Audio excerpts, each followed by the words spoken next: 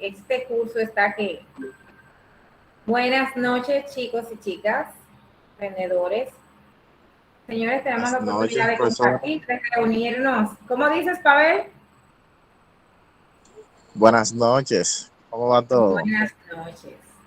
Tenemos la oportunidad de reunirnos por este espacio. Siempre es un placer estar con ustedes, con este equipo remanente, señores. Mi equipo, dentro de los equipos de venta se da justo lo que se da aquí, que hay un grupo selecto, lamentablemente es así, hay un grupo selecto con quien el coordinador, el gerente dice, no, yo con ese equipo cuento. Hay otros que están ahí que hay que jumpearlos y demás, pero realmente yo les aplaudo porque cada uno de ustedes hace que esto sea posible y también me dan esa motivación a mí de dar lo mejor. Siempre eso es muy importante. Cuando tú tienes sed, cuando tú quieres, cuando tú dices, espérate, es un participante que realmente se merece que uno haga un trabajo de calidad. En el día de hoy vamos a seguir trabajando lo que es la unidad 5, ¿verdad? La unidad 5. Y esta unidad es muy particular porque trata sobre la gerencia y administración de ventas. En ese sentido, nosotros tenemos que desarrollar esas habilidades, proyectarnos no simplemente como representantes de ventas, sino más bien poder discutir, manejar, hacer parangones y relaciones entre una cualidad y otra, porque de alguna manera yo siempre creo que una persona profesional no debe de tener un pensamiento de estancamiento, sino de expansión y siempre ver, entré como vendedor, entré como auxiliar, pero de alguna manera tengo que crecer y desarrollarme, ya sea hasta en tu propio negocio que lo hagas, tienes que tener esa visión de ser agradecido, pero no conformista. Entonces, esa es la idea, de que en este espacio se establezcan características de un gerente de ventas y de la gestión administrativa del departamento como tal, porque ustedes son personas profesionales que de alguna manera les va a tocar. Desde el punto de vista de ser un vendedor, pues van a apoyar a la gerencia, son parte del equipo para aplicar las estrategias y también dar ideas que generen cambio y el logro de los objetivos, que es lo más importante al final de cuentas. Es la responsabilidad del equipo de ventas, pues llevar ese poder financiero, ¿no?, a la empresa. Tenemos asignado, Karen va a trabajar la parte de el reclutamiento y selección aplicado obviamente al área de ventas. Pavel vamos a acompañar a Pavel a hablar un poco de los liderazgos y demás y cómo nosotros podemos aplicar cada uno de ellos. Y yo les voy a tratar el tema de la cuota de ventas, cómo se asigna la cuota, la importancia, vamos a socializar esa parte, la importancia de la cuota y cómo cada vendedor debe de asumir su cuota. En ese sentido, hay déjenme presentarles en manera de reflexión. Tengo una información dentro de la presentación que es para hacer un parangón, podríamos decir, una comparación entre lo que es la eficiencia y la eficacia. Se habla mucho en estos tiempos de ser productivos. Hay una palabra que está en tendencia, las competencias. Una persona competente. ¿Quién es una persona competente? Un colaborador competente es el que ha reunido, es apto, ¿no?, para las funciones que se le asignan y ha logrado hacer esta unificación entre la eficiencia y la eficacia. ¿Quién me ayuda? Beloris, ¿me puedes ayudar a leer la diapositiva e interpretarla?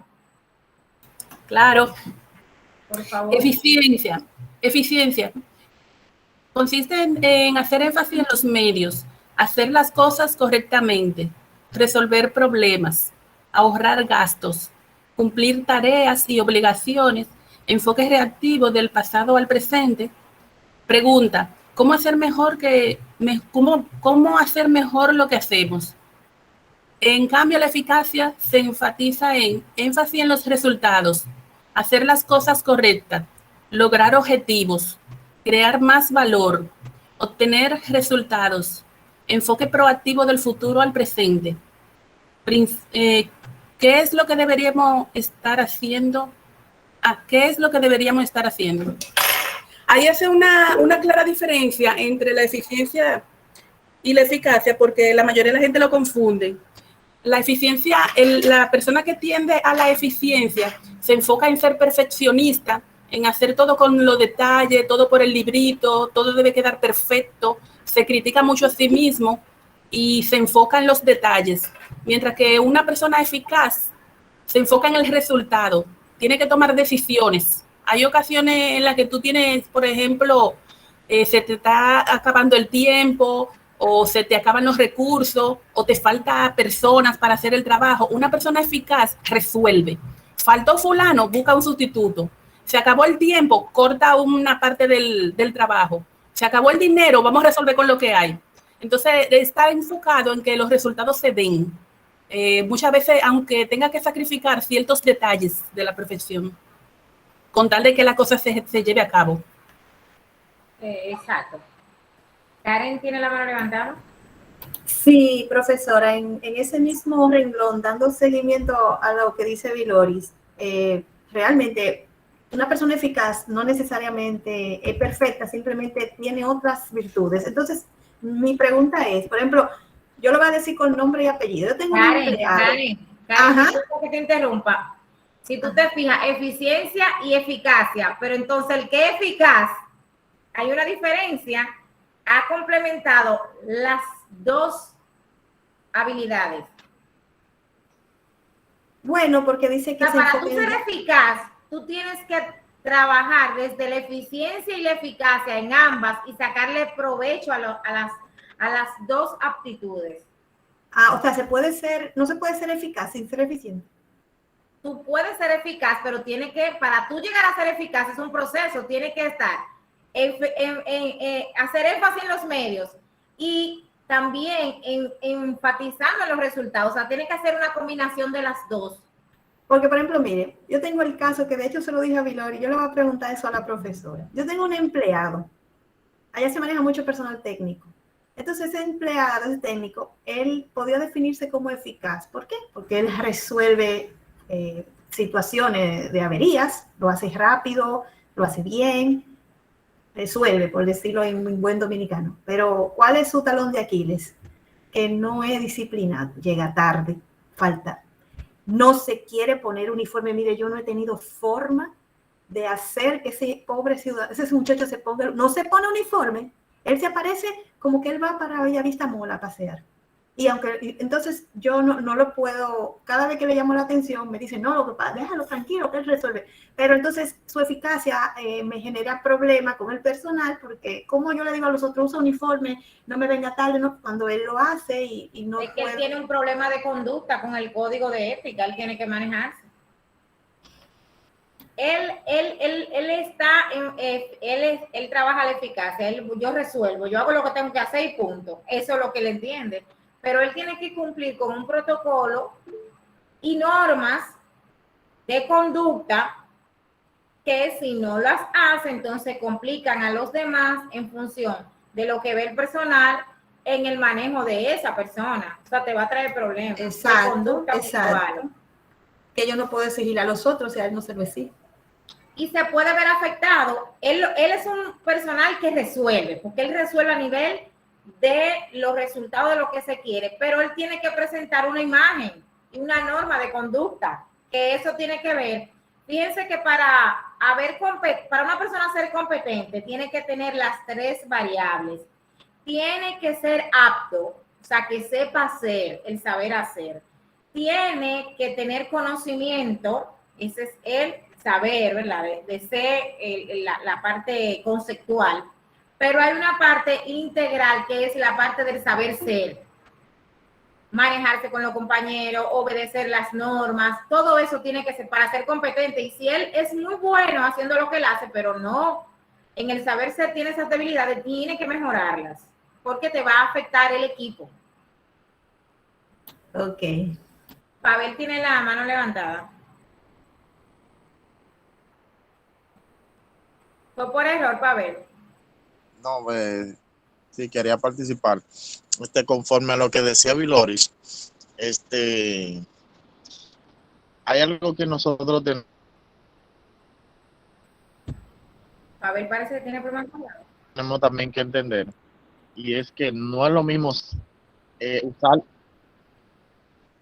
Sí. Ok, le decía. Sí, se escucha, sí. Ok, perfecto. Le decía que no es lo hacer uso de la eficacia que ser eficaz. Por ejemplo, hay personas que son eficaces en un área determinada de su vida, pero en otras no. Entonces, cuando nosotros no encontramos ese caso, nos damos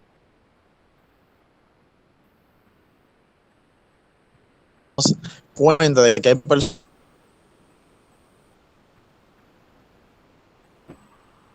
que pueden utilizar la Se está cortando mucho, Pavel. eficacia porque es simplemente su trabajo y porque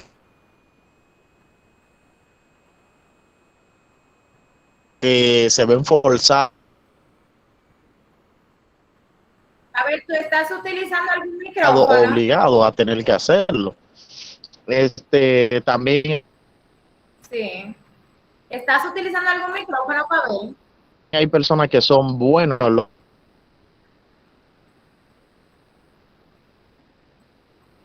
que hacen, pero Exacto. Algo importante que les voy a poner. el que una persona utilice la eficacia. ¿Cómo? Que no se escucha perfectamente, se corta. Decía, profesora. Sí. ¿Me escuchan? O sea, un micrófono. Lo que pasa es que se te corta la voz. Tiene Entonces un delay, Pavel. Tú dices una cosa, nosotros te hablamos y tú lo oyes al ratito. Parece que El el internet internet. puede ser.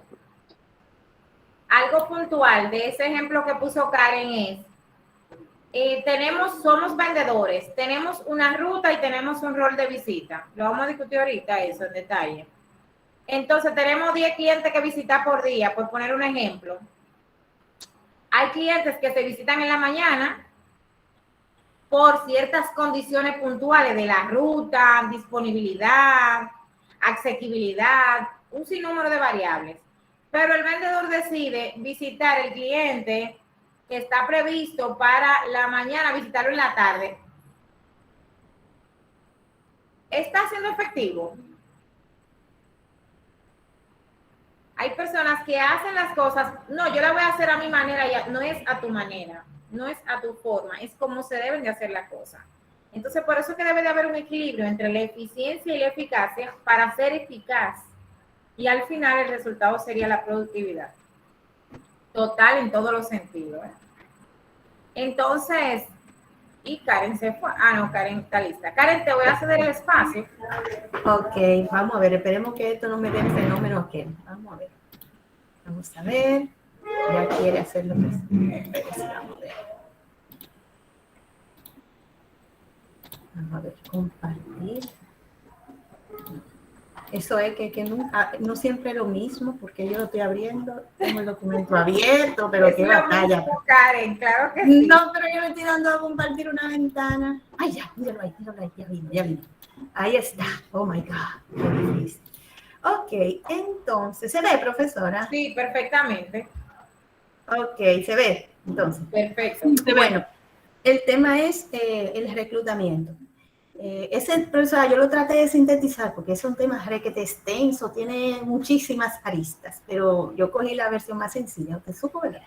Bueno, entonces, para iniciar, ¿qué es el reclutamiento? Es el proceso, como ya todos sabemos, de identificar y convocar a la organización posibles candidatos aptos para ocupar los puestos vacantes de la empresa. Los cargos se pueden cubrir de dos maneras: de manera interna, que es cuando usamos, en las empresas muy grandes usan mucho el método de que cuando se presenta una vacante, abren la vacante primeramente interna y los que desean aplicarlo se hace de forma interna. Y de la manera externa, que es la más usada por las empresas pequeñas, que es buscando trabajadores fuera de la organización. Por ejemplo, aquí, bueno, la selección es la etapa después del reclutamiento en donde se disponen a elegir los candidatos. Aquí más o menos te plasmo un pequeño procesito de cómo es un reclutamiento. El inicio es que primero se determina que hay una necesidad de un personal. Entonces se define el perfil de ese candidato que se necesita, de esa vacante, y esa partecita yo la voy a explicar más adelante. Ok, entonces se define el perfil. Ahí se define si se va a hacer, como dijimos, de manera interna o si va, entonces si es positivo de manera interna, se acude hacia el reclutamiento interno y baja directamente a la entrevista. En caso de que no sea una transferencia o promoción, se baja a lo que es el reclutamiento externo. Después, se publica la vacante. En este paso, se dice, por ejemplo, periódico de ficha, pero hoy en día ya está muy de moda lo que es el reclutamiento 2.0, 3.0, ya va como por 4.0, que involucra la tecnología, las redes sociales como LinkedIn. Esa es una de las que más conocemos, que es donde la gente publicita su currículum, ahí se publican muchas vacantes, pero así como es, hay miles, hay en Instagram, hay Infoempleo, hay muchísimas plataformas en las que uno puede tener acceso a candidatos y se toma en cuenta una cercanía con el candidato porque hay una parte que dice, dime qué publicas y te diré quién eres. Y esas son nuevas herramientas que los reclutadores están usando hoy en día. Entonces, la siguiente parte viene a ser la solicitud y ahí se inician las entrevistas. Entonces, luego de la entrevista, se analiza el candidato y si el resultado es positivo, es la contratación. Si es negativo, se guarda en un archivo de elegibles. En caso de que tú no califiques para esa posición, podría que califique para otra, porque no necesariamente siempre el no es que no sirve, sino que en esa posición no, pero podría servir para otra. Entonces, hoy en día se utiliza mucho las competencias, el reclutamiento por competencias. ¿Qué son las competencias? Las competencias son características personales observables a través de comportamiento que diferencian a las personas. Eso con resultados superiores dentro de la organización. Las competencias hay de dos categorías. Las superficiales, que esas son las que se ven a simple vista, involucran mucho las habilidades. Por ejemplo, si tú, yo sé Excel, yo sé esto, yo sé aquello, o sea, eso es lo que salta a la vista. Yo soy carismático, yo hablo mucho. En la entrevista, esos son comportamientos que se ven a primera vista. Pero los de nivel profundo, esos son ya lo que, por eso generalmente se hace una entrevista elaborada para poder detectar esas competencias que no se detectan a simple vista. Por ejemplo, de acuerdo a una serie de preguntas, por ejemplo, un candidato que en el currículum tú ves que sale de los sitios cada 3 meses, duró 3 meses aquí, duró 3 meses allá, tú te vas dando cuenta de que la persona tiene una condición que hay que observar, porque tiene un comportamiento que aunque él no te lo va a decir en la entrevista, tú tienes que ser capaz de detectar.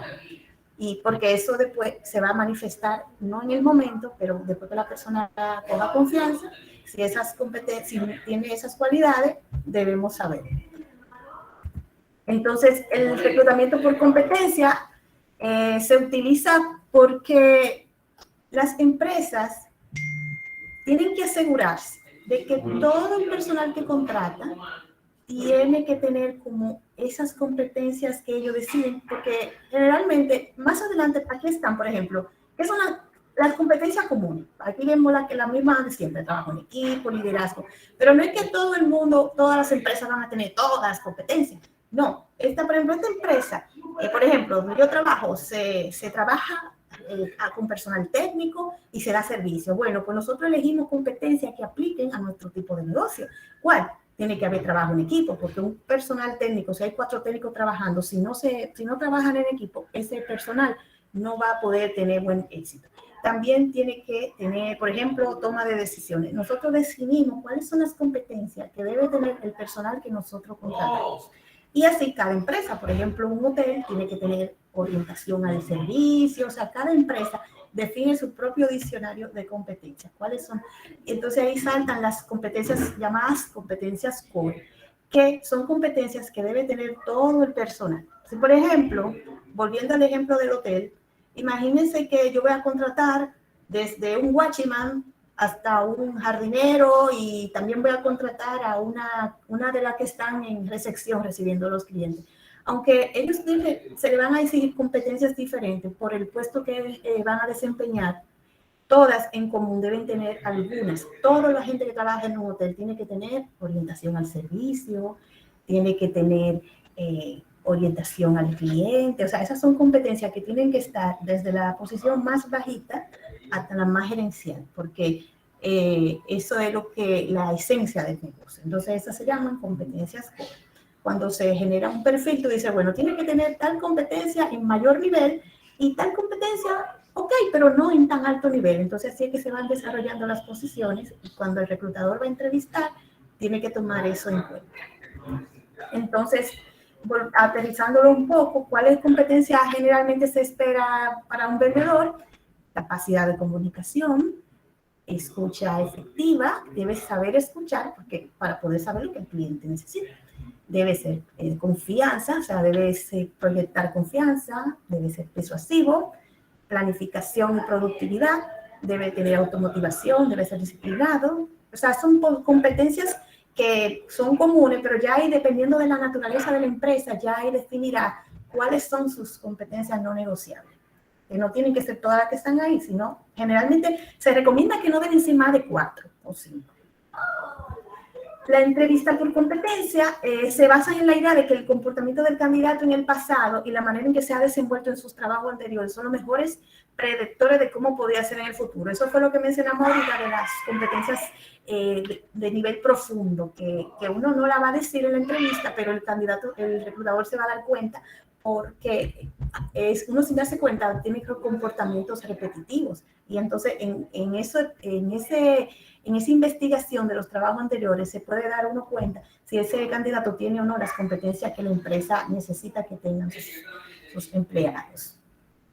Y también lo que mencioné de que es importante para el puesto, cuáles competencias son cruciales y cuáles no. Entonces, ¿qué se espera en una entrevista? Generalmente cuando una persona va a una entrevista, ya va muy nervioso, pero realmente en la entrevista se espera que la persona luzca motivada. Hay un error que se comete muy a menudo de algunas personas que van a entrevistarse y es que hablan mal de la empresa en donde estaban y eso no es bien visto. Generalmente hay que enfocarse en por qué quieres pertenecer a esta empresa, no por qué tú te quieres ir de la otra, si tú quieres dar una buena imagen. Es importante la vestimenta adecuada. No tiene que ser traje y corbata, pero sí una vestimenta que haga juego con la naturaleza de la empresa. Conocer el currículum es crucial porque hay veces que las personas ponen en su currículum que trabajaron en un sitio y entonces cuando el reclutador le pregunta, espérate, yo no trabajo ahí ya, o sea, que como que mandan a la hermana que le hagan el currículum y ellos mismos no saben lo que le pusieron ahí y eso también da una mala señal. La honestidad. Muchas personas a veces mienten en el currículum, pero no es recomendable. Siempre es bueno la sinceridad en todas las situaciones. Entonces, un ejemplo... Karen, dígame, profesora. En ese punto de manejar bien el currículum, hay que tener mucho cuidado con esto. Esto es muy, muy relevante. Porque en ocasiones también tenemos un currículum muy abultado, muy robusto, y entiende, o sea, se entiende que usted debe de manejar su información personal, los tiempos que usted duró laborando y todo eso. Entonces a veces colocamos tanta información en el currículum que el entrevistador... A veces chocan las fechas, y puede ser, a mí me pasó en una ocasión. O sea, debemos de segmentar la información. Si usted va a buscar trabajo en un área de ventas, todo lo relacionado a las ventas, no le dé más, porque entonces cada información que está ahí genera preguntas. Y muchas veces esas mismas preguntas o esas informaciones son los que van a llevar a que usted cometa ciertos errores, porque es vasta la información. Sí, Si usted tiene un currículum robusto, hay que ser objetivo. Puede ser hasta en ciertas capacitaciones que usted tenga además de otras áreas. No es necesario, no las cuelgue ahí, no las coloque. Algo que se puede hacer es que uno pone, si por ejemplo usted va a solicitar como vendedor, usted pone lo que usted, la capacitación que usted tiene en esa área, pero usted pone en otra parte otras habilidades, porque si usted dice yo soy usted hizo un curso de, por ejemplo, de macramé, por ejemplo. O de organización de eventos. No tiene nada que ver, pues no lo coloque ahí. Porque no, porque se fue al extremo, profe. Usted se fue al extremo porque lo del macramé, pero si usted va a trabajar vendiendo artesanía, usted puede, eso del macramé es bueno, pues ya usted se pero ha pasado, pasa. Sí. Yo fui babysitter y entonces, ¿cómo así? Si usted lo que va a hacer conductor, ¿qué tiene que ver que usted cuidó niños? Entonces, a veces nosotros generamos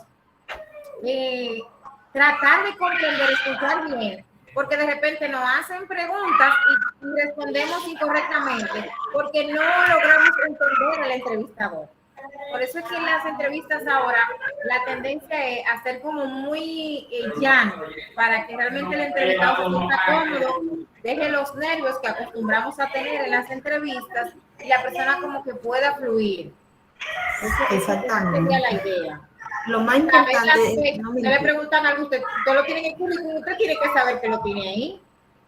Generalmente mandan a la hermana que le hagan el currículum y después no saben lo que le pusieron ahí, pero eso es grande. Sí, y colocan cosas que no son, no es necesario. Si usted no hizo eso, no tiene ese conocimiento, no lo cuelgue ahí, porque lo que le va a generar es un estorbo. Exacto. Ok, entonces, profesora, aquí cuando vimos el primer diagramita, que fue aquí yo habla de definir el perfil del personal, que es cuando es la segunda etapa en el proceso de selección. Entonces, orientado a lo que es ventas, este es un pequeño ejemplito de cómo uno crea un perfil para un puesto y está personalizado a lo que sería un vendedor. ¿Qué es un perfil de un puesto? El perfil es un documento escrito que sirve de guía a la hora de contratar para el reclutador. Y también sirve de guía para el mismo empleado, porque ya tú con ese perfil ya tú sabes qué espera la compañía de ti. Y más o menos eso te sirve de guía para tú saber cómo tú debes manejar. ¿Qué dice el perfil? Eso es un documento totalmente redactado y habla de los rasgos, cualidades elementales que debe tener el vendedor para ser considerado. Por ejemplo, vamos a ver aquí. Entonces, ¿quién lo elabora? Son los mismos directivos o gerentes de las ventas y lo desarrollan dependiendo de los objetivos que desean en el mercado y qué imagen ellos quieren proyectar actualmente y potenciales. Por ejemplo, una empresa que vaya a vender, como lo que decía Wilder, tecnología, Microsoft y eso, va a tener un perfil diferente a una persona que vaya a vender ron en los colmados. O sea, no puede ser, no es el mismo perfil de candidato. Porque para tú manejarte en los barrios, vendiendo en el camión, en los colmados, vendiendo eso, es diferente a una persona que va a irse a los departamentos, vender tecnología, manejarse con otro tipo de cliente. Entonces, dependiendo de la imagen, de los objetivos, se crea ese perfil. De las exigencias y características del puesto. Ok, entonces, Karen, dígame. Víctor tiene la mano levantada. Lo que pasa es que como yo no veo, yo nada más veo mi pantalla. Okay, no, yo te sirvo de ayuda. Víctor, Víctor, diga, Víctor. Buenas noches, buenas noches. ¿Te puedes decir primeramente ya, Víctor? Sí, ya se puede. Okay. Pues primeramente, buenas noches.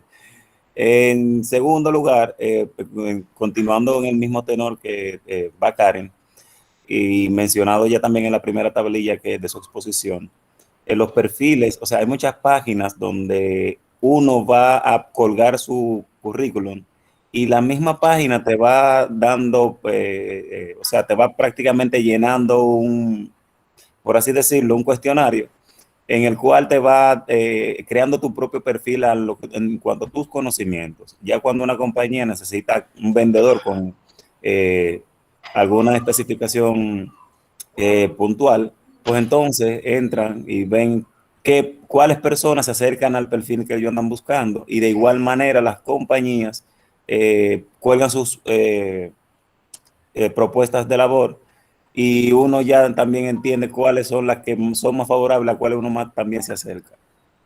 Ok, pero es que eso es el reclutamiento 4.0, 3.0, en donde ya las empresas se valen mucho de la tecnología para conseguir los candidatos más adecuados a los puestos.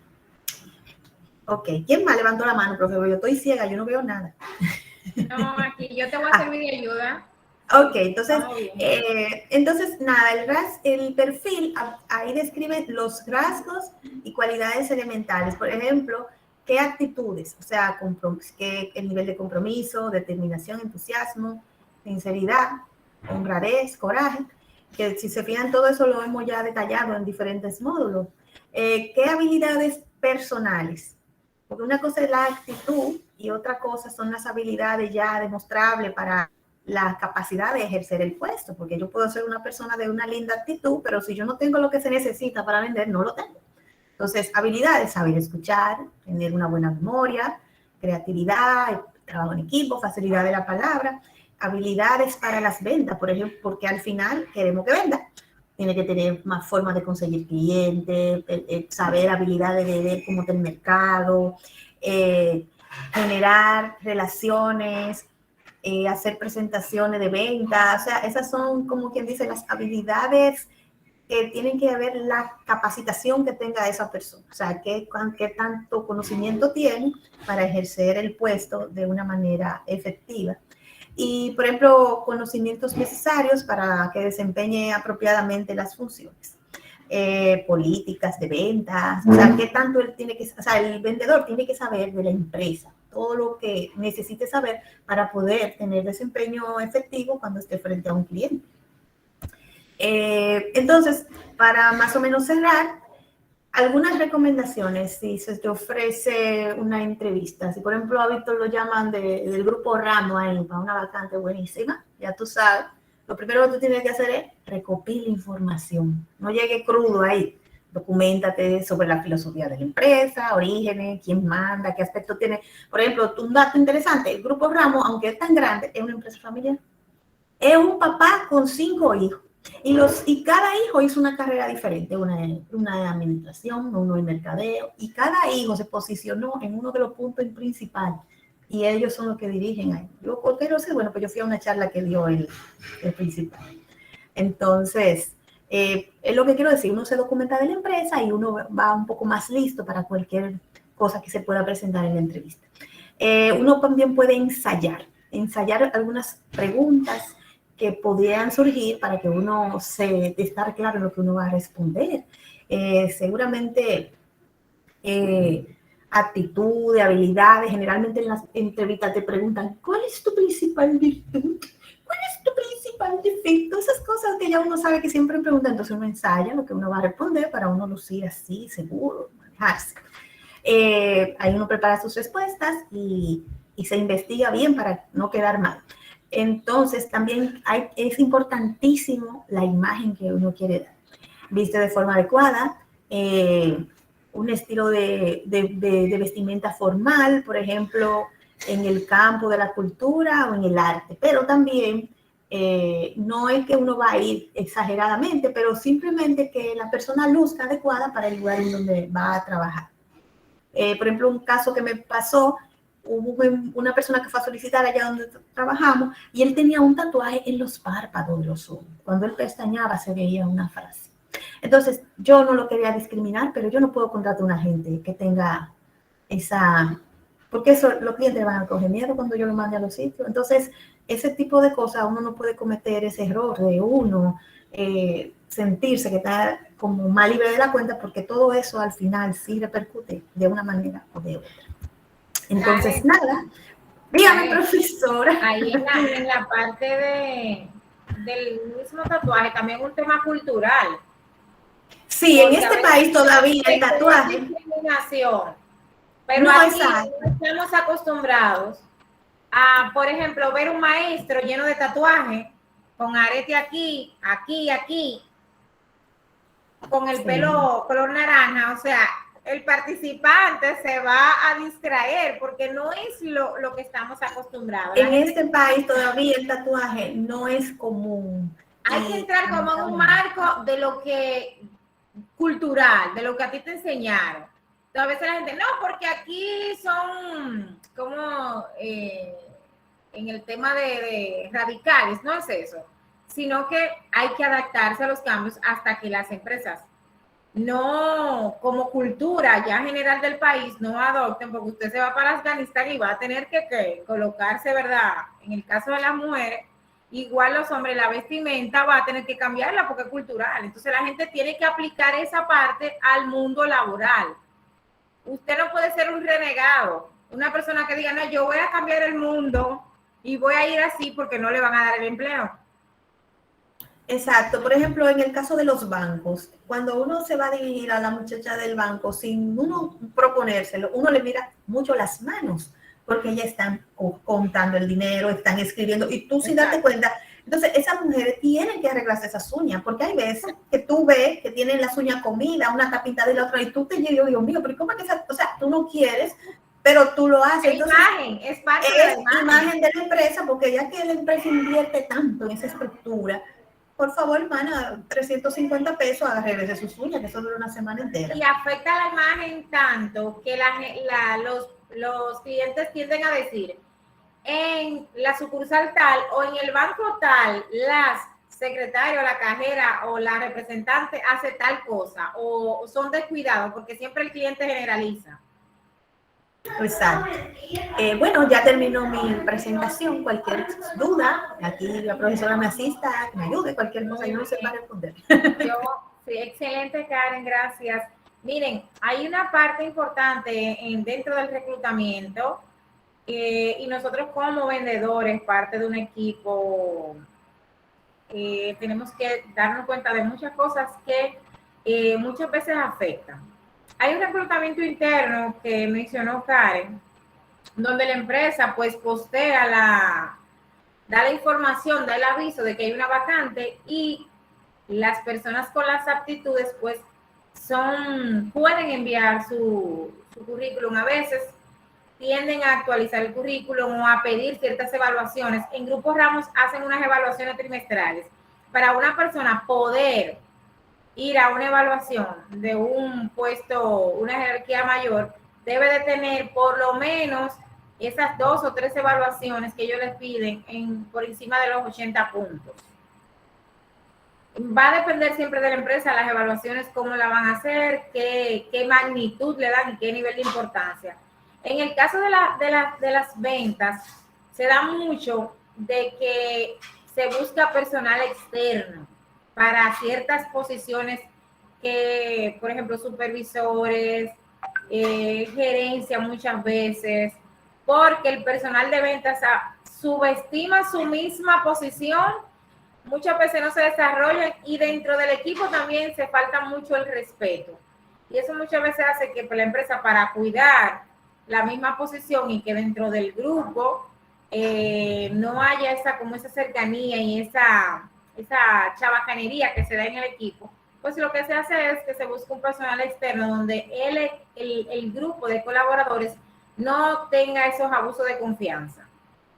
Así que cuando usted esté en una posición, usted debe evidenciar desde esa posición que usted tiene las competencias para subir de nivel o de posición. No esperar a que haya un concurso, a que se postee la posición para usted entonces querer destacar. Recuerden que en la parte del reclutamiento siempre nos están observando. En la empresa siempre nos están evaluando. Entonces nosotros debemos de evidenciar esas aptitudes desde que iniciamos nuestra labor. Por eso es que yo siempre recalco que si usted va a hacer algo, hágalo bien desde la primera vez. O sea, no espere que se le exija para usted hacerlo bien. Otra parte importante es que recursos humanos es el responsable del proceso del reclutamiento y la selección. Pero ¿qué pasa? Que lo que se está modificando la cultura de reclutamiento y selección, donde antes se colgaba el perfil, recursos humanos evaluaba ese perfil en base a las aptitudes, habilidades, destreza que tenía el recurso y seleccionaba y enviaba entonces al departamento correspondiente. Ahora no se está haciendo así. Lo que se hace es que el encargado del equipo, el líder, el manager, el gerente, puede ser hasta el supervisor, tenga parte en esa selección y decida quién es la persona idónea para formar parte de ese equipo. O sea, que usted no simplemente tiene que pasar las entrevistas con recursos humanos, que si las pruebas psicométricas, sino que tiene que encantar al gerente.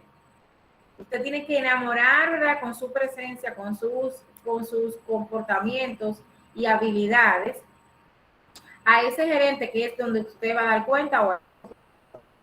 En vista de eso, siempre debemos de unificar, como decía acá, en los criterios, cuál es el perfil, trabajar mis competencias en base a ese perfil para poder entonces ser exitoso en las entrevistas de trabajo. Yo siempre le digo a los participantes que usted tiene que buscar trabajo en algo que a usted le guste, porque al final, si a usted no le gusta algo, por más que necesidad que usted tenga de conseguir ese trabajo y de disimular ciertos rasgos, se le va a hacer difícil para usted encantar.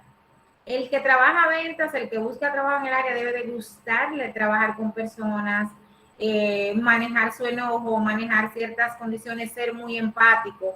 Esas personas que tienen esas dificultades, pues no pueden pertenecer al área, porque se va a dar que usted constantemente va a estar interactuando con diferentes tipos de personas y tiene que aplicar las habilidades de liderazgo que uno desarrolla en el crecimiento diario del día a día. Señores, este es un material muy interesante. Pavel, ¿tú estás listo?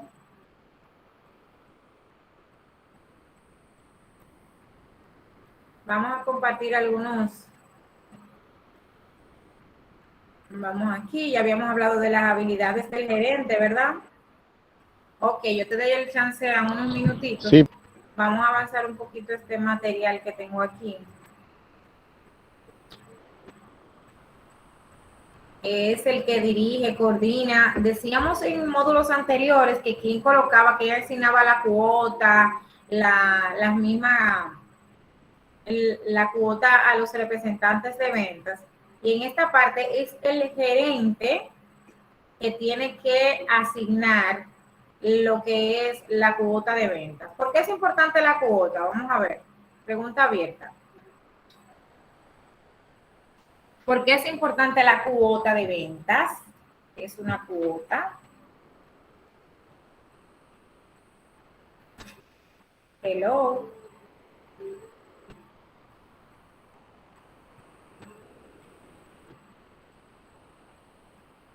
Víctor, que son los vendedores de aquí.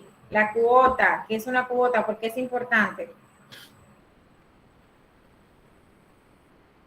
Buenas noches otra vez. ¿Aló? Sí. ¿Se escucha bien? ¿Escucha? Sí, perfectamente. Ok. Las cuotas son, por así decirlo, es el margen de dinero que debe costear un vendedor, o la porción de la parte de todo lo que debe de vender una compañía. Un ejemplo, donde trabaja la Nestlé, nos ponían cuotas mensuales al equipo completo, dígase de 7 millones de pesos por poner un monto. Esos 7 millones de pesos lo dividían entre los 10, 11 vendedores que habíamos, y entonces ya ahí nos dividíamos la carga entre todos. Exacto. Es una parte del rol del gerente asignar la cuota. Eso se va a estipular en un presupuesto de ventas que va a ir de acuerdo a lo que son los volúmenes reales que puede tener una ruta o un punto de venta en específico para asignarle la cuota como tal, que sea realista, que sea lograble, ¿verdad? Y que sea objetiva. Entonces, dentro de las funciones está planificar y organizar, ejecutar, controlar para obtener estos procesos, son con el objetivo de obtener los resultados. Eso va dentro de la parte de administración. Siempre que se hable de materia de administración, tienen que recordar estas palabras: planificar, organizar, ejecutar y controlar. Son las variables que permiten la administración de cualquier proceso, cualquier unidad o cualquier departamento o empresa. La cuota proporciona al vendedor una medida estandarizada de sus habilidad de las ventas. O sea, es el reto, el objetivo a llegar. Y proporciona a los vendedores también una meta a la cual apuntar. Si no hay una cuota específica, puede ser por semana. Hay casos que la pueden poner hasta por días. Eso va a depender. Mensual se divide puede ser entre semanas y luego en días, para tener un seguimiento objetivo a las operaciones. El de diario se pone mucho en los bancos, se aplica mucho para las ventas de algunos productos del banco, como las tarjetas de crédito.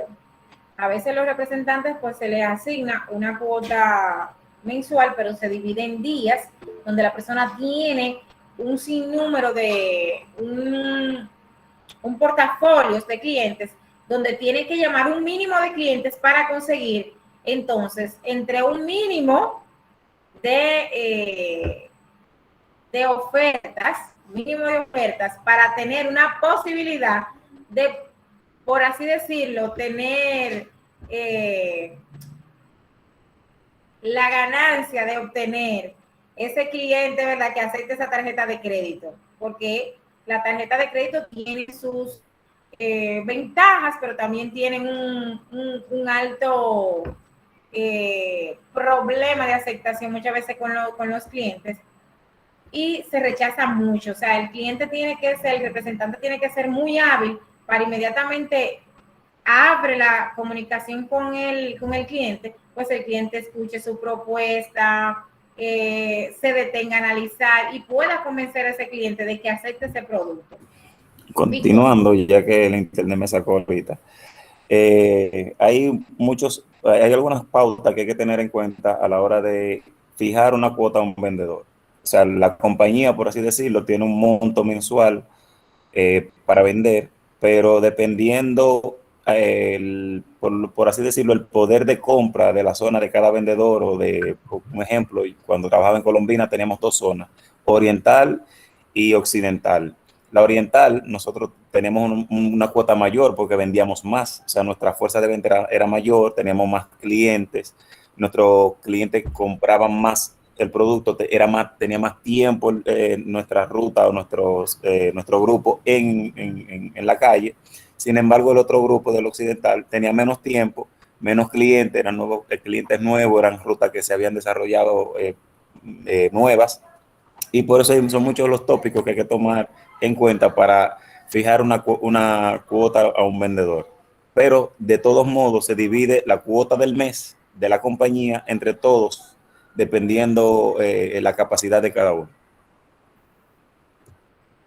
Sí, eso va a depender mucho de los modelos, cómo se trabaja en la empresa como tal, y también la clasificación a nivel de los puntos o categorías de los clientes. Eso va a depender. Hay empresas que tienen el porcentaje de crecimiento como objetivo. O sea, déjenme ver que tengo un esquema aquí para explicarse.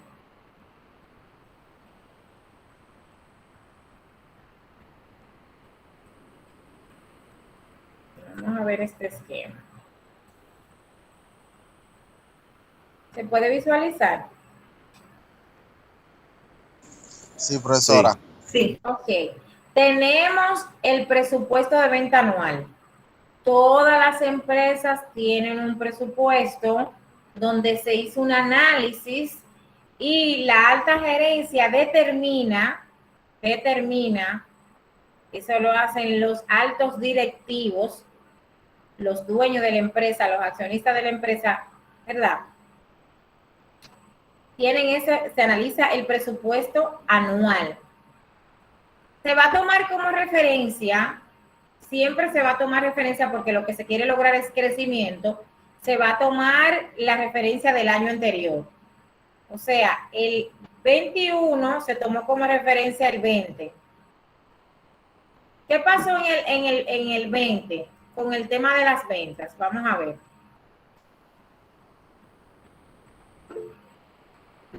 Que afecta, o sea, la proyección y el presupuesto del 21 van cargados de lo que pasó en el 20. O sea, no es de que, vamos a poner la cuota y esto es lo que va a hacer. No, hay una referencia. Vamos a ver. Vilori levantó la mano y luego Víctor. Bueno, este es un caso demasiado particular, porque en este año no se puede tomar como referencia el año pasado, sino el anterior. Como a ti te fue en el 19, porque ahora tú tienes que recuperar el año completo del 20, más lo que debería ser el 21. No, Viloris, la empresa no es así, que voy a tomar el 19, no. Hay que, eso es que incluso en las ventas, vamos a Víctor, a ver. Y después gracias. Bueno, todo depende, porque hubieron compañías que en este 2020 incrementaron enormemente sus ventas. Ahora, lo que la profesora hace como referencia es un ejemplo que yo como compañía vendí 10 millones de pesos el año pasado, pues entonces ese 10 millones de pesos yo le voy a incrementar un 10% mínimo para este próximo año, para mi nuevo presupuesto. Ahora, si yo no cumplí mi cuota de 10 millones, digamos que me queden 9, entonces ya no serían un 10% más, sino un 10% más el millón que me faltó del año anterior. Hay vendedores, un ejemplo, que, bueno, un ejemplo en mi caso, yo tengo que vender en mi tienda, digamos, 500,000 pesos mensuales. Si yo, entonces, eso es mensual, digamos que en este año de agosto, tengo que vender 500,000 pesos. En agosto del próximo año, yo tengo que vender 600,000 pesos, por así decirlo, pero si en este mes yo no vendí los 500,000 y digamos que me queden 400, ya no serían 600, serían 700 probablemente, porque yo tengo que compensar lo que me faltó del año anterior. Exacto. Fíjense algo, que las empresas siempre deben, no es algo voluntario, el tema del crecimiento. Igual el mercado crece, siempre va a crecer. Aunque vengan ciertas crisis, las empresas tienen la responsabilidad de responder ante las crisis. En el caso puntual de las ventas, se dinamizaron en el 20, definitivamente, aunque hay ciertos rubros que se vieron afectados, sector construcción, ciertos rubros que no eran de primera necesidad. Los rubros que avanzaron de manera gigantada, farmacología, el tema de la salud, todo lo que tenga que ver con salud, ciertas producciones también en masa que generalmente no se hacía así. En el caso mismo de las mascarillas, ciertos insumos se dispararon que ni siquiera había abasto. Entonces, esos sectores lo que hicieron fue que incrementaron enormemente el volumen de ventas de ese año, pero la empresa debe de tomar ese parámetro como referencia para el 21. Los que quieren los accionistas siempre va a ser, no es una idea como de un romance, de bueno, yo lo voy a dejar así, porque en el 20, como estaba la pandemia, no. Siempre el accionista lo que quiere es más y más y más, y se le va a asumir a ese presupuesto un porcentaje, puede ser el 10, puede ser el 15, eso va a depender de los análisis que se hayan hecho, y eso se lo exigen los accionistas, los gerentes. Ahí entra la gerencia y el equipo de venta a trabajar. Viloris. Yo mencioné que el año pasado fue particular. Una empresa que, por ejemplo, diversificó sus ganancias, como en el caso de la farmacéutica, el Zoom y todas estas cosas virtuales, ellos no pueden pretender, no sería realista que en el próximo año ellos tripliquen otra vez su venta, porque ya lo que se iba a vender en ese tiempo ya se vendió. Y tú no puedes tomar de referencia un estado anormal que hubo en el mundo para tú usarlo de guía, porque tanto si te fue demasiado bien como si te fue demasiado mal, no es una situación normal para tú determinar un crecimiento normal de la empresa. Pero se parte de ahí. Se parte de Por ahí. ejemplo, mira, Se parte de ahí. No podemos tomar el 19. Se parte desde el 20. Entonces se va ajustando a la realidad. Recuerden que yo les había dicho de la estrategia que va modificando si va cambiando, que las estrategias no son lineales, sino que fluctúan. Entonces vamos a tomar referencia al 20, que fue un ejemplo, perdón que le interrumpa, un ejemplo claro. Laboratorio como Amadita, referencia, que hubo que ponerlo por cita de varias semanas, porque sencillamente el tiempo ni el personal le daba para hacer pruebas. Es imposible que en este siguiente año ellos tengan esa cantidad de demandas, no es posible porque ya eso pasó. Pero no tienen hay que referencia. Tienen que tener el 20 como referencia, no se pueden ir al 19. Lo que sí se debe hacer es el análisis en función de ir viendo cómo van los parámetros y tomar entonces el porcentaje de crecimiento adecuado, porque siempre se va a crecer, siempre hay crecimiento. Si la empresa no crece anual, va a tener problemas de productividad. Aunque parezca difícil, todo el que trabaja ventas sabe que cuando le asignan la cuota o el que ha diseñado una cuota, no puede limitarse a que en la capacidad mínima de ese cliente. Si un cliente vende 10 millones, yo no puedo poner la cuota por debajo de esos 10 millones, pero tampoco puedo poner la cuota en base a los 10 millones justo. Yo tengo que forzar a ese cliente a crecer. Va a haber estrategia, va a haber apoyo. Siempre en el mercado hay crecimiento. De alguna u otra forma hay que crecer. Si no se logran los objetivos de crecimiento, pues la empresa va a tener problemas de productividad y de recursos financieros porque todo sube. Todo va creciendo. Víctor.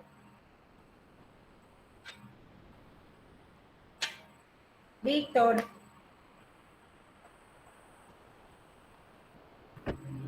Bueno, lo que Víctor trabaja con su audio, vamos a seguir. Víctor, te escuchamos. Volví. Teniendo en cuenta, Loris, que estamos hablando de la vida normal, o sea, de no...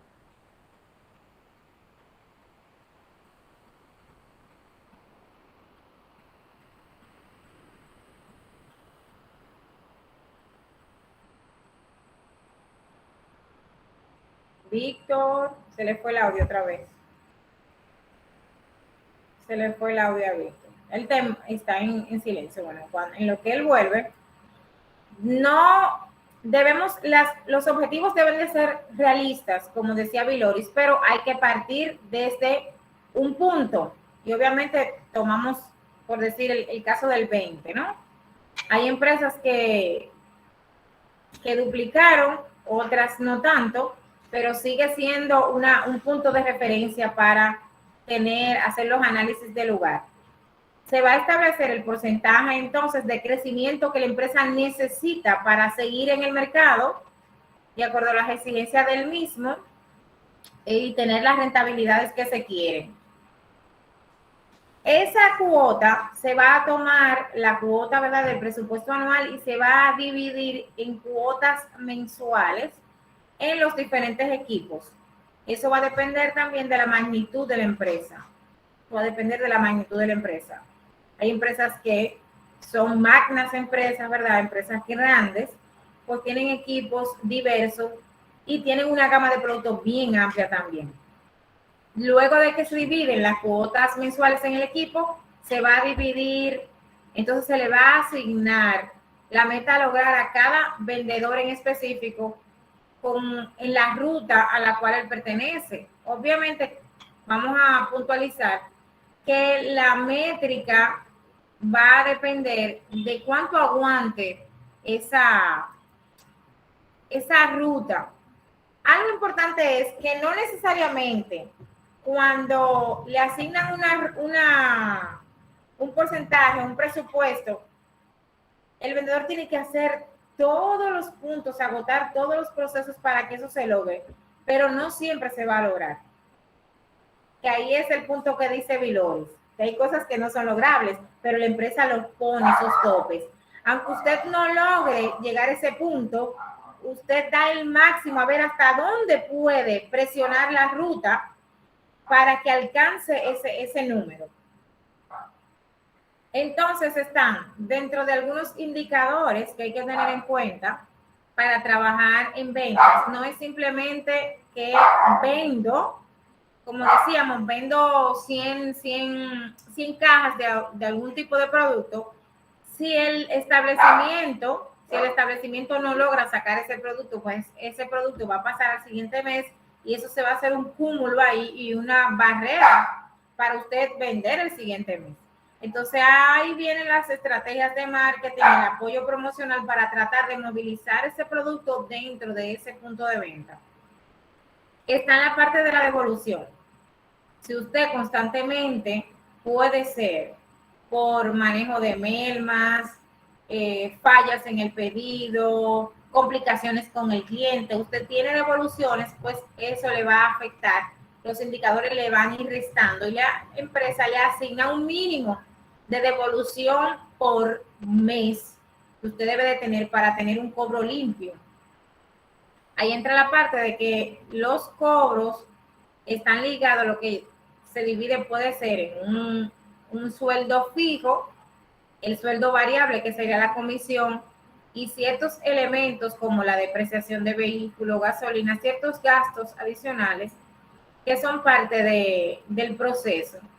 Pero el vendedor tiene que saber que tiene una responsabilidad con esa cuota que se le asignó, que por lo general, cuando usted le asignan esa cuota, usted siempre va a pensar que no va a llegar, porque siempre va a ser agresiva, siempre va a ser para presionar. Las empresas no están para acomodar al vendedor o para ser empáticos en un sentido, en el sentido más amplio de la palabra, y decir, vamos a ponérsela cómoda, porque el mercado y la incomodidad y los competidores, no, te van a dar a ti una cuota donde tú vas a dar el 100, el 150 para lograrla, y ahí entonces sí se va, el gerente tiene la responsabilidad de ser ético y de evaluar si esa carga que se le asignó a esa ruta es objetiva, es lograble y es racional. Eso se puede también trabajar y muchas veces se ajustan en el camino. Cuando ya van pasando ciertas semanas en el mes, se va evidenciando esos periodos y van viendo que no se va a llegar a la meta, pues se puede hacer unos cambios y ajustes para que el vendedor pueda cubrir, pueda llegar al objetivo y ganar su comisión de manera satisfactoria. ¿Tienen alguna pregunta sobre eso? ¿O alguna aportación?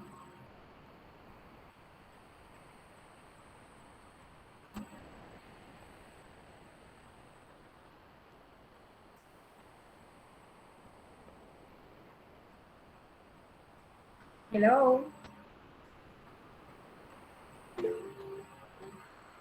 Viloris. Bueno, ahora como lo explicas, se entiende mejor, porque yo me imagino que entonces eso hace que si tú no generas venta, por lo menos genera idea de cómo evolucionar el negocio. Porque si lo vamos a pequeñas empresas que suplían, digamos, los hoteles, con todo un año cerrado, esa empresa se tendría que haber visto obligada a venderle a otra gente que no sea hoteles. Sí. Porque tiene que seguir subsistiendo. Entonces, en ese caso ya la cuota cambia el objetivo, ya no es una cuota de venta, sino una cuota de creatividad y de expansión.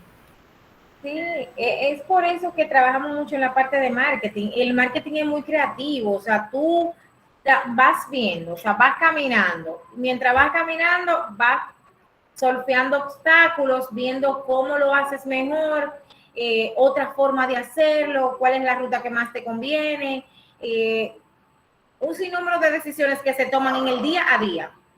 Eso es cuestión de la experiencia. Ningún plan estratégico es lineal. No, esto es lo que va a suceder, eso no es así, porque todo está sujeto a cambio. ¿Qué pasa con el tema? Mira ahora con el tema de las ventas que se maximizan por el uso de las ayudas, lo que le llaman las tarjetas. Dicen los vendedores, no, que no han puesto la tarjeta, las ventas están en el suelo. La empresa tiene una cuota en base a lo que dijimos del 20, que es muy agresiva, pero al final, si el gobierno no pone la tarjeta, los vendedores están porque tienen una cuota muy alta. Entonces, al haber ese movimiento, el vendedor dice, mira, es que no han puesto la tarjeta, está pasando tal cosa, hay menos ventas y obviamente le puede pasar que la empresa flexibilice un poco.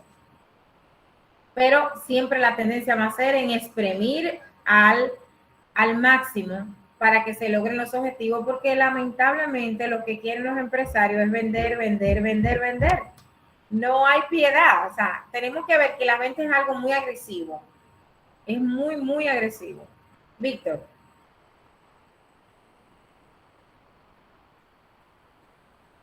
Algo que decía, no sé si lo vieron, en una entrevista decía el director del Infotep, que tú eres estrella, eres de lo que sale airoso en medio de la crisis, o eres víctima de la crisis.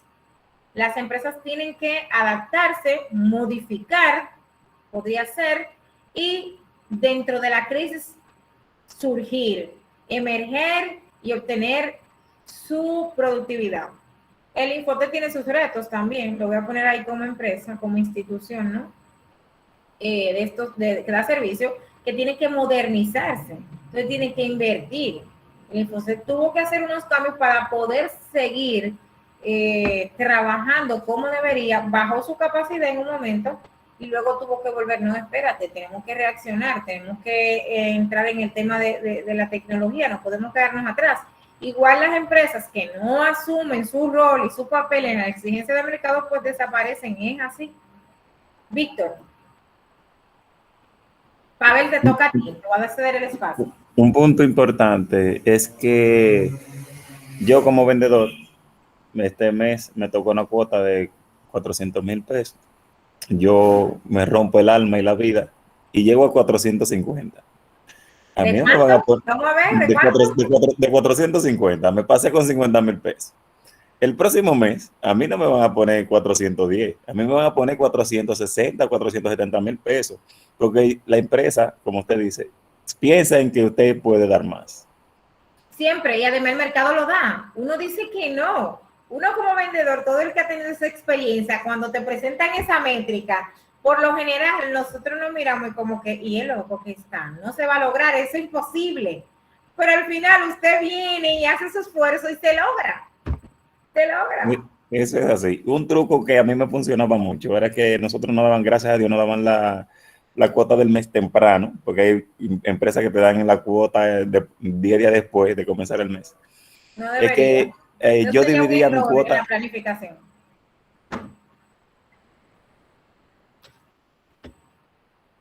Ay, Víctor tiene problemas con su audio. Nos quedamos esperando el truco. Tiene problemas con el audio. Bueno, Víctor, necesitamos ese truco, pues, esperemos que vuelva a entrar. Véalo en el próximo capítulo. Las aventuras de Víctor. Pavel, comparte pantalla, así nos muestras un poco sobre el liderazgo y ahí cerramos. Les tengo ya su trabajo final, señores. Les voy a pasar, ya tengo el trabajo final. Sí, profesora, déjeme ver porque tengo que transmitir desde el teléfono, porque la PC hoy, el internet me ha hecho un lío. Envíame la diapositiva, envíamela para yo compartirla. Ese es el punto, que no pude hacer la diapositiva, pero sí tengo lo que es un material de apoyo. Ay, no lo hiciste la diapositiva. Envíamelo para yo entonces compartir que tienes, para yo presentarlo desde aquí, que es más cómodo que el teléfono. Déjeme ver. Sí. Aquí Sí, no deme un están la segundo. mayoría, señor. La gente aquí. Yo Eh, tengo, déjame ver.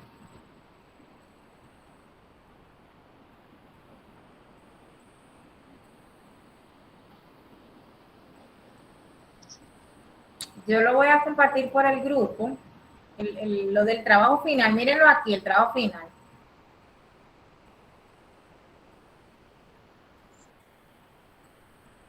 Se puede visualizar, se ve pequeño, se ve muy pequeño, Se ve ¿verdad? pequeño, sí, profe. Acérquelo un poquito. Déjame verlo con PDF para poderlo modificar.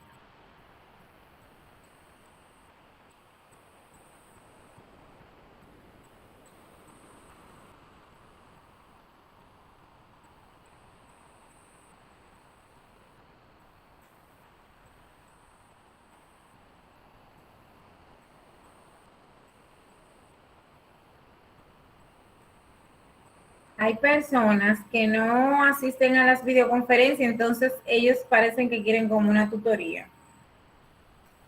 Porque no asisten a las conferencias y luego entonces me escriben privado.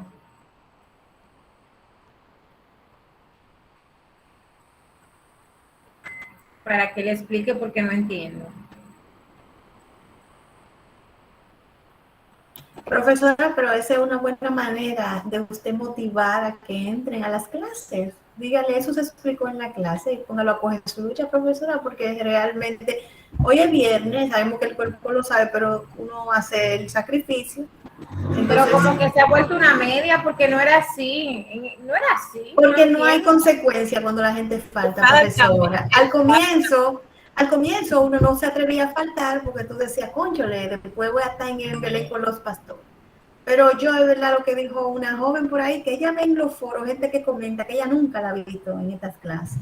Entonces, como no importa, después yo me meto y que nadie entra, profesor. Entonces, mire, hoy se han debatido muchos temas, pero casi las otras gente están por ahí, Muy entonces no hay importante. consecuencia.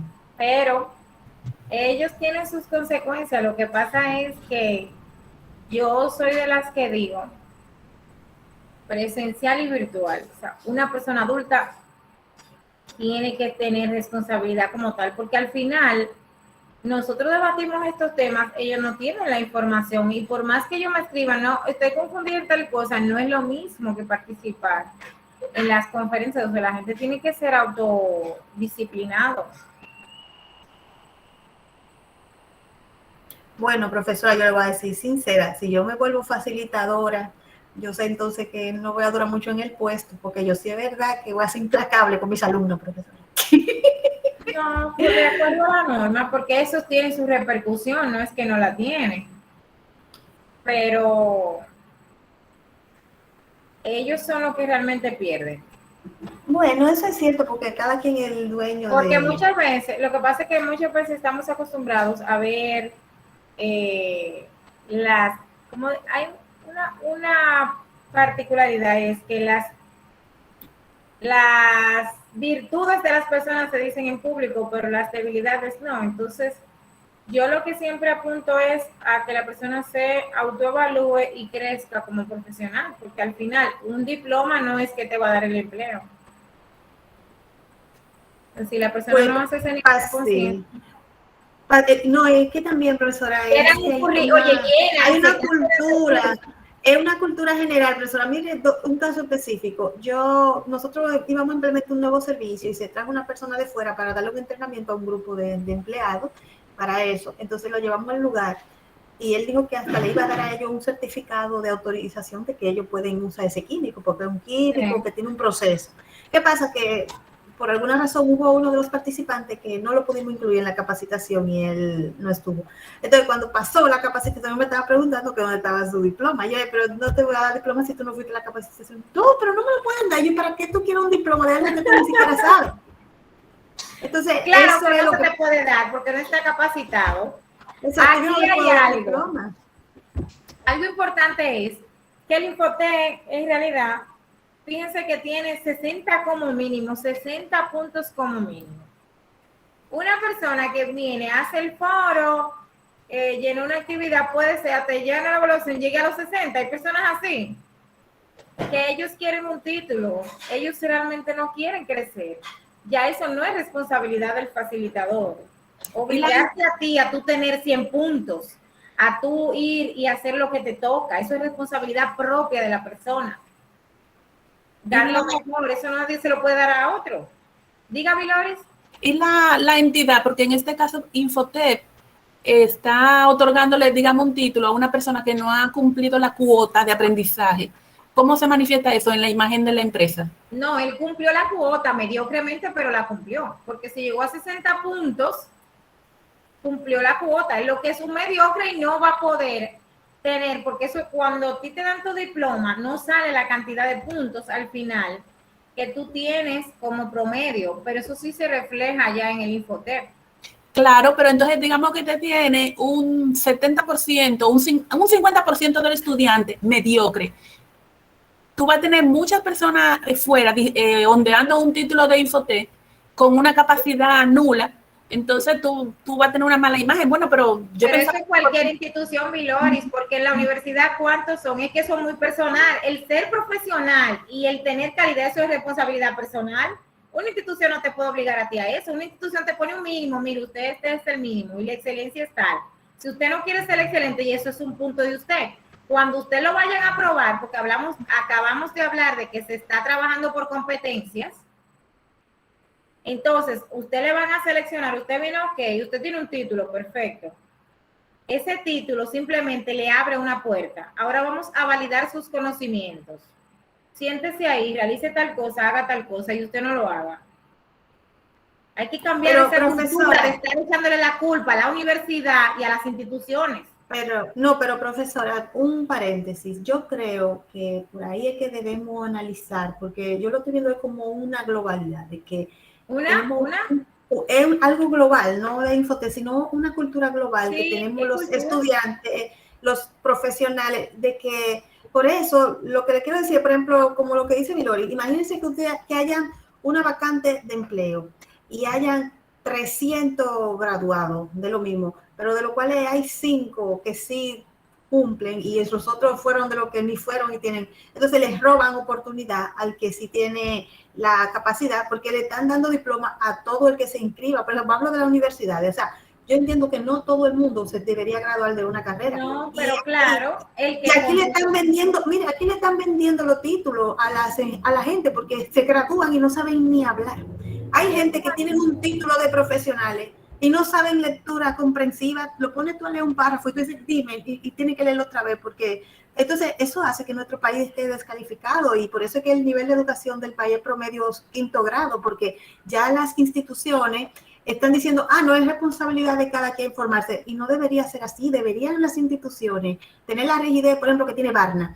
Para salir de Barna con un título, usted tiene que fajarse, eso no es de que usted fue y cogió un módulo y ya, eso es una cosa. Entonces todavía claro, exactamente. Ya el que va con un título de ese lugar, se sabe que cumplió una cuota. Por ejemplo, un ejemplo sencillo, profesora. Yo estoy de acuerdo con ustedes, yo estoy de acuerdo con las Karen y Viloris. Pero mira, hay que ser conscientes de que hay un mínimo y hay un máximo. Siempre lo va a haber. Pero mira, hay un nivel de excelencia, un nivel bueno y un nivel regular. Un ejemplo sencillo, profesora. Cuando vino Ambev al país, que estaba con la campaña de Tú sabes, que nadie sabía que la cerveza no se iba a vender, pero eso fue un boom, un tsunami de promoción y de emoción.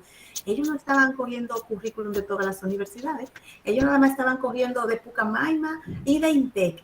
A la UAS la descartaron de entrada, y a la OIM y todo eso. Entonces, al final nosotros nos clavamos el cuchillo porque nos estamos autodescalificando precisamente porque vivimos no nosotros ni la institución, sino estamos en una estructura global de chabacanería en donde ya todo es lo que sea. Entonces, lo que yo digo, yo pienso que no es correcto que las instituciones no le exijan excelencia. Por ejemplo, en Estados Unidos, para tú entrar a una universidad, tú tienes que calificar, no es cualquiera que puede entrar, ¿entiendes? Entonces, sí, tal vez por eso es que tenemos tanto analfabetismo, que tenemos tanta cultura de bebé romo, porque realmente a los niños en los liceos no lo están educando. Entonces, después vamos para la UAS, una chercha. y después, como no sabemos, no aprendimos nada, queremos ponernos una maestría para ver si aprendemos algo. Y te ves que Menos aprenden, es que tenemos estudiantes con 500 cursos y no saben siempre va a haber. Tienen que tener, porque hay cosas que son idealistas y las idealistas son perfectas, pero la realidad es otra cosa. Dentro de las capacitaciones, hay un renglón del mínimo y el máximo donde puede llegar. Hay participantes que llegan al mínimo. Ese es su mínimo, esa es su decisión de ellos. La institución te va a exigir que llegues ahí. No es que no tenga consecuencias. Sí las van a tener, pero al fin de cuentas es como un médico. Él aprobó con 70 el examen, que es el mínimo, pero aprobó. No es un buen médico. Entonces va a tener menos oportunidades que el que sí se preparó. Y eso siempre va a haber hasta en las mejores familias, eso hay que entenderlo. El Infotec es una institución que está dando el 100%. El participante tiene que hacer su parte. La institución te dice, bueno, tú tienes que tener esto y hacer aquello. Te da un mínimo de tanto. Tú lo cumpliste, te doy esa certificación. Pero al final tú tienes que complementar esa certificación con un comportamiento y habilidades que tú puedas evidenciar. Porque no es simplemente, no podemos dejar, eso es otra cultura de aquí. Que el estudiante de tal es el mejor. No, yo estudié en la Perito y todo el que sale de ahí, un título buenísimo, porque es la Perito, el Víctor Estrella Liz, exigía muchísimo, pero hay muchachos que siempre pasan fijándose y haciendo trampa. Al final, la responsabilidad de tener calidad en cualquier cosa que se realice tiene que ser de la persona que realiza la actividad. Si no, va a tener problemas a nivel profesional. Es el punto. A ver. Sí, profesora. Yo considero que también las diferentes instituciones también tienen que tomar en cuenta mucho lo que es la palabra del facilitador, porque por ejemplo usted como facilitador usted sabe quién entra a las conferencias, quién no, quiénes hacen sus actividades a tiempo, quiénes se involucran verdaderamente en el trabajo. Y creo que eso es algo que las instituciones deben tomar en cuenta. Sí, también. se toma en cuenta. Incluso, no sé si ustedes se fijan en el protocolo, se le dice a la persona, se le exige que debe de entrar, porque las conferencias, ustedes se fijan, son un recurso de apoyo, donde tú te desarrollas y apoyas a la capacitación como tal que está ahí en la plataforma, porque antes no se daban conferencias. Esto es una nueva modalidad. Lo que se hacía era que se asignaba a través de la plataforma y la persona realizaba sus cursos igual. Ahora viene la conferencia con el participante para mejorar la calidad. O sea, el Infotec dijo, espérate, yo necesito tener un contacto directo con el participante para mejorar la calidad de la calificación. Entonces el participante tiene que asumir, porque al final de cuentas, si ustedes se fijan, comenzamos en un grupo de 30 y pico, y cuántas personas quedaron, y al final de esos también hay personas que se descalificaron. Y de esos pocos que quedan, al final va a haber personas que tienen un título mínimamente que se arrastraron en el curso, pero no le van a poder sacar ventaja al título. Los niveles de exigencia la institución debe tener sus estándares, siempre lo va a haber entre regulares, buenos, muy buenos y excelentes. Así es la vida y así son los productos y así es el mercado. Vamos les decía que tenemos una presentación, un proyecto final ya para la última semana. Estamos en la semana 5, ya el lunes iniciamos la semana 6. Entonces, para ir trabajando en ese proyecto y no sea tan tortuoso y de repente sea mucha información, se los quise compartir con anterioridad. Es el módulo 7, Administración de Territorios y Pronósticos de Ventas. En ese caso vamos a hacer un proyecto donde ustedes van a diseñar un rol de visita diario. Van a tomar un territorio específico, ustedes lo van a seleccionar.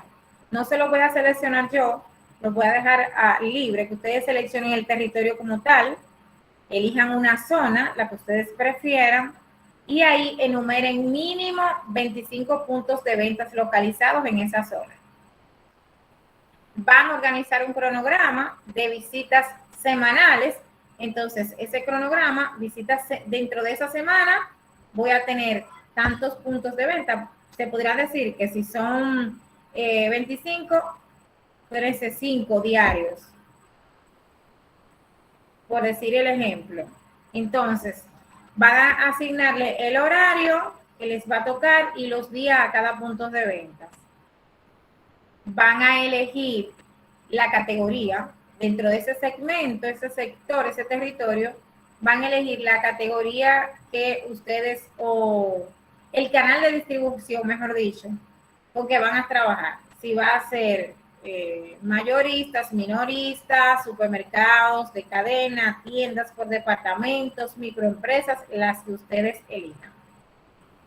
Ahí se va a seleccionar el tipo de mercado y en la segunda parte del proyecto, ahí entonces se va a realizar lo que es van a tener que hacer un desarrollo explicando, dando a conocer, se van a apoyar en imágenes, sería lo recomendable también, el nombre del producto o servicio que usted va a ofrecer, la descripción y característica del producto, las estrategias de precio que usted utilizó para introducir ese producto, los canales de distribución, que fue lo que mencionamos anteriormente, los competidores directos de ese producto.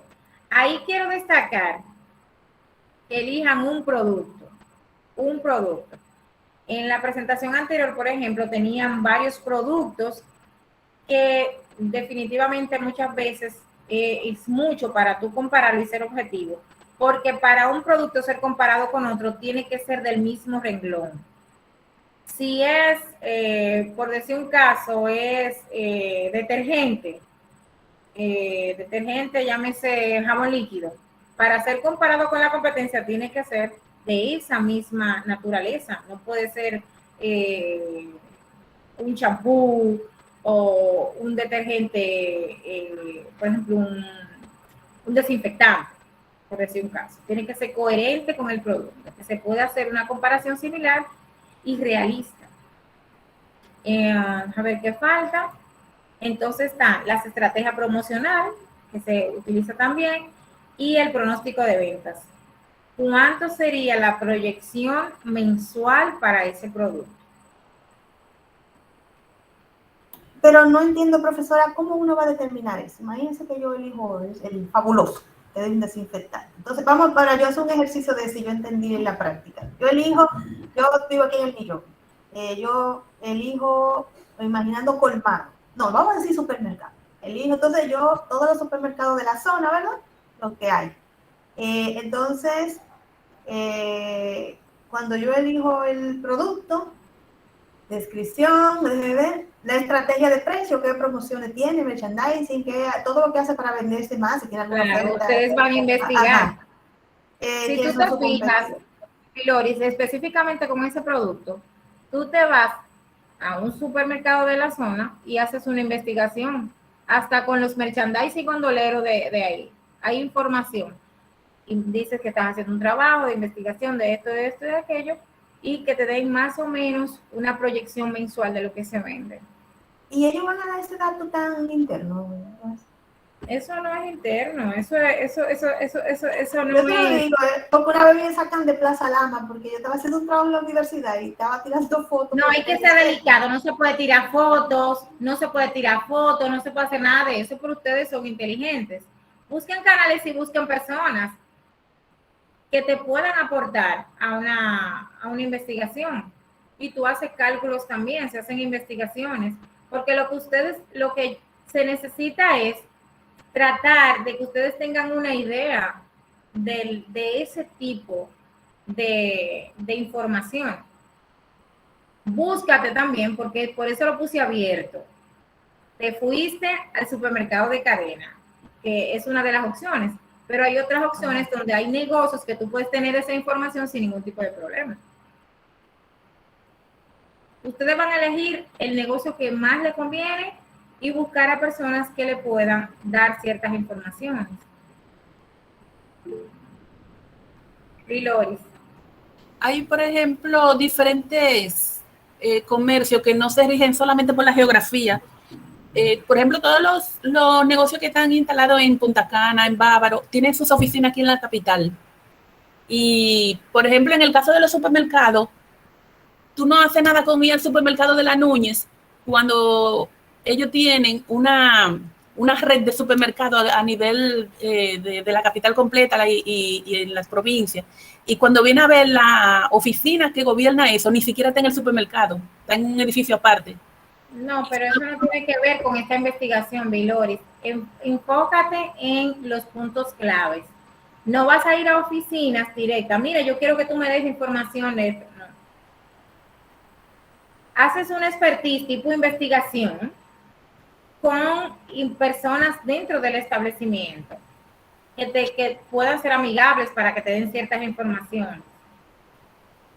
En el caso de los supermercados de cadena, no se manejan como son supermercados de volumen, de grandes masas de volumen en ventas, no se miden igual a un colmado o a un supermercado independiente. En una zona específica, un vendedor de la zona oriental no va a ir a la zona del distrito, no va a coger para Punta Cana, no. Si son 5, en el caso de hay 5 o hay 4, solamente va a elegir esos 5 supermercados de cadena, por decirte un caso. Siempre se va a trabajar con zona, porque imagínate tú, un vendedor que tenga que salir del distrito, al menos en el caso de visita se maneja que se le asigna una zona en el exterior de 3 una semana en el mes, pero son visitas muy diferentes, hay que dedicarle menos tiempo, no se trabaja directamente con el producto así, se maneja totalmente diferente. Ustedes elijan el canal que más les convenga, no se complique. Yo simplemente les puse la idea de cuáles pueden elegir. Ustedes van a elegir el que más les conviene a ustedes. Dije que todo el mundo entendió, dije que todo el mundo está full, que entendió. Wilder, te entendí que full. No, lo que pasa es, lo tengo un poco nublado, pero yo entiendo que cuando yo empiece a hacerlo, ya ahí las dudas van a ir surgiendo. Pero entonces, no, y formas ideas también, porque por ejemplo, el material me dice a mí, mira, ellos tienen que hacer esto. Yo le doy ciertas ideas y pueden, siempre recuerden algo, señores. No se estanquen. Voy a hacer esto, déjame ir armando el muñeco y viendo. Si se le pueden hacer mejoras también. Profe, mire, se puede hacer dentro del proceso de desarrollo. Lo importante es que se desarrolle la actividad y ustedes tengan la idea de que es un rol de visita, de que si tengo establecido un sector, un territorio en específico, ¿cuántas por día, cuántos clientes puedo visitar? Hay empresas donde tienen que visitar, tienen asignados 60 puntos de venta. Hay otros que por el producto que es o el tipo de comercio también, solamente tienen 1 o 2 visitas. En farmacia se utiliza que máximo tú tienes 8 visitas por farmacia. Depende del tiempo que tú tengas que dedicarle. Si es supermercado de cadena, tú puedes durar en un supermercado de cadena hasta 3 horas para conseguir un pedido. O más tiempo. Entonces, eso va a depender del canal de distribución. Víctor, los almacenes se manejan facilísimo. Sí, pero eso es lo primero que iba a decir, que todo depende del canal de distribución, porque cuando es ranchero, vendedor de colmado, por así decirlo, por lo regular, la lista de clientes oscila entre los 45 o 60 clientes. 60 clientes. Exactamente. Ya cuando es mayorista, muy difícil, dependiendo del canal y lo que venda, pase de 10 clientes por día. Exacto. Eso va a depender. Simplemente es como tener la idea e ir conectando con la información que estamos trabajando. Ese es el objetivo que queremos lograr. Una pregunta, entonces ese trabajo va paralelo a todas las prácticas que hay en todos los módulos, porque yo estoy viendo entonces que uno, aunque el trabajo se está diciendo con 2 módulos, eso es el final del último módulo, ese trabajo. Ese es el final del último módulo y si tú te fijas, ya ustedes trabajaron eso, el nombre del producto, ustedes han venido trabajando con esas informaciones, ustedes han trabajado desde el inicio, porque yo los he puesto a trabajar con todo eso. La única diferencia que hay ahí es el pronóstico y el territorio y elegir ese tipo de, específicamente elegir un canal y tener una proyección, pero al final ustedes han trabajado con todos los puntos que hay ahí. Ok, lo que hay que hacer es uno coger el mismo producto que yo uso y darle larga y seguirlo para adelante. Eso es lo que yo voy a hacer. No se compliquen. Ya ustedes saben. Un producto, en el caso, mire, no sé, lo que eligieron en Dubeca, Víctor, que trabaja con Dubeca, no selecciones 4 o 5 productos, selecciona uno, que te va a hacer más fácil para tú hacer la comparación directa y no va a tener que manejar tanta información. Viloris trabaja con parte de vehículos, ha trabajado con varios temas. Elija uno, el que más te convenga. En ese caso, Viloris, si tú te fijas, en el caso de la venta de vehículos, no se estipula una proyección de 15, 20 carros por mes. No. Viendo, entonces todo va a aplicar en función de qué tipo de producto es. Eso tiene que ser coherente. No es lo mismo decir, ok, vender una casa, vender un vehículo o vender un terreno, que vender productos de primera necesidad, producto masivo. Nunca va a ser lo mismo. Entonces, eso es lo que se quiere, que ustedes puedan jugar con eso. Ustedes van a utilizar esta información como guía, pero al final ustedes la van a aplatanar y la van a organizar en función del producto que ustedes eligieron y el canal de distribución pertinente para eso. Correcto. Okay. Sí. Cualquier duda, ustedes saben. Le quise dar porque hace días que estaba con esto, para que se le haga más fácil. Ese va a ser nuestro proyecto final. Pero usted lo va a subir en el grupo para uno irlo teniendo y viéndolo ya. Claro, yo lo voy a compartir en el grupo y de igual forma lo voy a publicar en la unidad, pero ya tenemos una semana de ventaja. La siguiente semana, la que iniciamos el lunes, es el cierre de ventas, que también ustedes lo han trabajado muchísimo. Eso sería como para recordar ese módulo. Es un módulo corto de 10 horas, nos vamos a reunir una vez, seleccionamos bien los temas y voy a revisar bien los objetivos que tiene el programa. Pero específicamente es un módulo bastante cortito. Solamente tiene, deja ver, los diferentes tipos de cierre y las fases de oportunidad de vendedor y algunas estrategias que se pueden utilizar para el cierre. O sea, van enfocados en esa parte. Entonces, yo creo que ya. Hasta ahí estamos bien. ¿Hay alguna duda hasta ahora? Cuando comencemos a desarrollarlo, van a surgir. Ok. Yo se lo voy a compartir por el grupo porque obviamente no se va a poder cargar en la plataforma porque no es la semana que corresponde. Pero ustedes lo van a iniciar ya ustedes, desde que vean la información se van a sentir cómodos, porque ya ustedes han trabajado con eso. Lo único que va a cambiar es la administración del territorio. Pero ya ustedes han trabajado con promoción, asignación de todo eso ustedes lo han trabajado. Así que podemos dejarlo hasta aquí. Wilder, ¿no te he escuchado en la noche? Vamos a felicitarlo porque están aquí hasta el final. Aparentemente hay muchas personas con problemas de energía. Vamos a verlo así, Karen. Definitivamente, profesora. Karen, yo te voy a decir algo aquí. Yo estoy oye, hay crisis los viernes. Quiero verla de este lado, señores, porque la ideología y querer que las cosas sean, pero a veces no son y uno tiene que buscar la mejor forma de que salga el proceso bien. No sé si me di a entender. No, pero no le estamos criticando, profesora.